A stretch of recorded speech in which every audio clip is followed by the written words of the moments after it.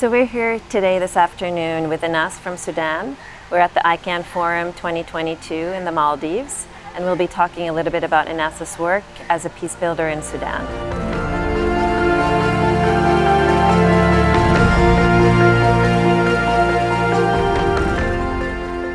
My name is Enass Muzamel. I'm from Sudan. I work for Madaniya, Sudan, which is a civil society organization focused on women's rights, peace building, inclusion, youth. And can you talk a little bit more specifically about your work as a peace builder? What is it that you specifically do as a peace builder? As a peace builder, I try to give a good example for others. I try to empower others and also raise awareness and build their capacities. Great. And can you name a few things that you're specifically proud of in your work that you've achieved or that your organization has achieved? Okay, one of the things that I'm proud of, which is supporting the grassroots women and organization by giving them some small, like mini grants where they can just continue their initiatives. And one of the organization is the Illegal Center led by very young women in Sudan, and that was last year. And now these women are providing legal aid for the victims of SGBV during the protests. And sort of building on that, can you talk a little bit about the things that inspire you in your work as well? Because a lot of times the kind of work that you do is very challenging. So what are the moments or some of the things that you might experience either, with the groups that you work with or from outside that keep you going and that inspire you to continue? As a peace builder and a practitioner, moving from theory to practice, seeing and realizing things on the ground. When I hear the appreciation of others and also the recognition of the work, and when I see the impact on someone, like even in the short term or medium term or long term impact, like that, I feel this inspire me. Great.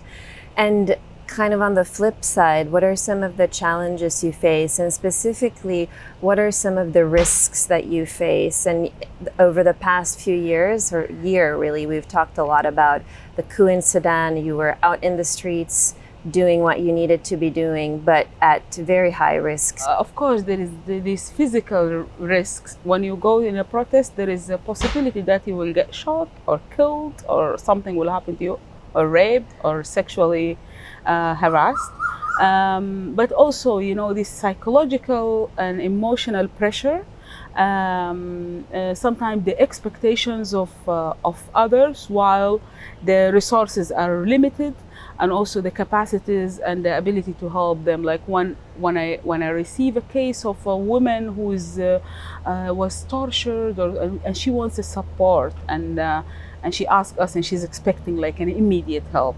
Sometimes those are the challenges because we are operating within a system and very weak and fragile system in Sudan. So those are the things. Of course, other challenges is the patriarchal mentality.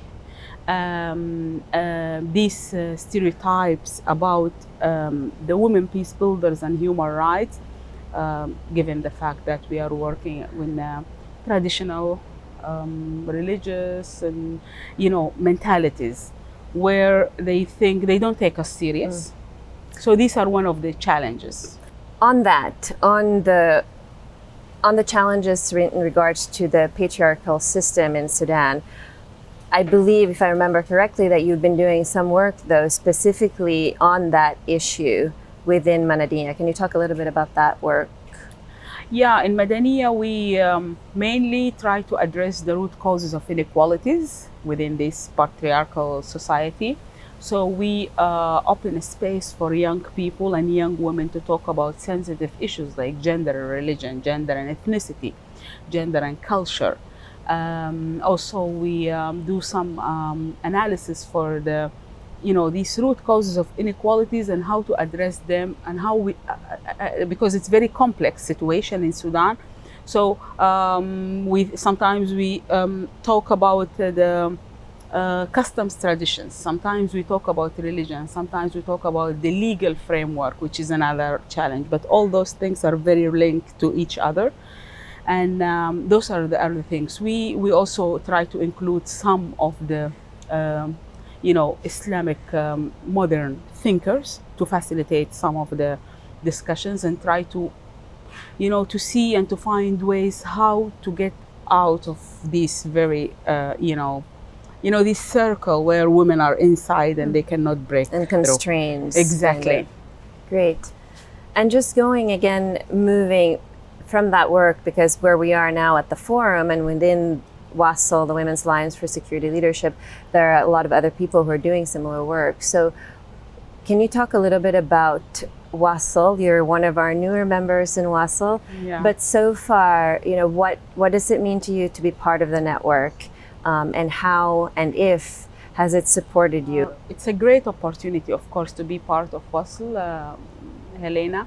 Like I met all those ladies, ICAN team and everyone, but I've been, because I'm regularly I attend the WASL online meetings, and then I feel like very familiar. We know each other, so it's became like a family. Good opportunity for me, like many of those ladies are older than me, so I hear like some people from a similar culture, but still there are a lot of differences. So I hear, I learn, I share. I try also to contribute to what they are saying. Like today we were talking about the economics and the religion, and I can see Sudan is different, but still there is some similarities here and there. Some of the nationalities, it's the first time ever to meet them, even being in a place very quiet, and we feel safe and secure. This is one of the things about us. Great. And the support, of course, and they are very quick in responding to the. I remember the time of the coup that I woke up with a call from Sanam, from you, from a lot of people, like asking, how are you? How are things in Sudan? And this is also your first forum. Yeah. So how has it been so far?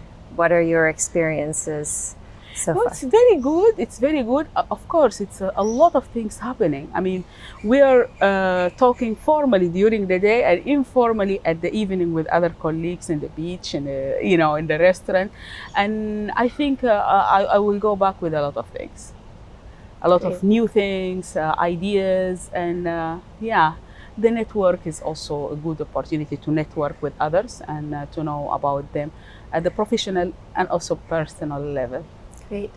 And just on the IPF funding, why flexible funding is important generally? I mean, both the ICAN or IPF flexible funding, but why is it so important to have flexible funding available to organizations that are working in these incredibly challenging contexts? I think the IPF fund and the flexible fund are really very important because it's a unique opportunity for us to tell our idea, and then they improve it with us, and then they fund it. And that's really something that hardly to find it among other donors. So it was a good opportunity, that the idea that we really, because we know our context, we know what people need, we know what women need, and what are the problems on the ground. So it was great, and also for us it was very special. We got many other projects, but that was our first project in Madaniya, so we build on that. It's not about funding Madaniya, but helping us to the foundation of Madaniya, to found the organization. Yeah. Thank you. And then just a couple of questions on the She Builds Peace campaign. If you can talk a little bit about why the She Builds Peace campaign is important and any kind of impact that it has had for you in Sudan, or if you've been able to use it as a vehicle to put out your message. We're still implementing in the coming months the She Builds Peace for 2020, but we did during the COVID time.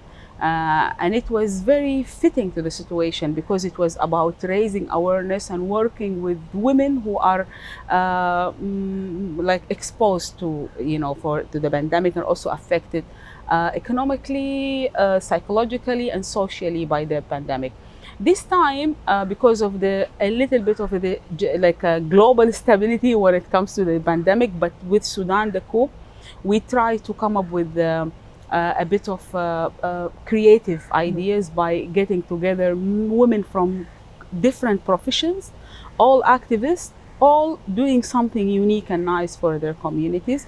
And we are involving, of course, the only one organization that exists in Sudan, which I'm the founder also for that, the Sudanese Female Cyclists Initiative. Yes. Yeah, so, and this is going to be our first interaction with donors, because we kept it a little bit from, as a Sudanese, but now we want just to get with, to promote the rights through the cycling, but attracting other women to come and support and watch. So you're using some of the campaign to do that, to kind of amplify that this activity. This is the upcoming campaign. Yeah. It's going to be for 2022. For 2022.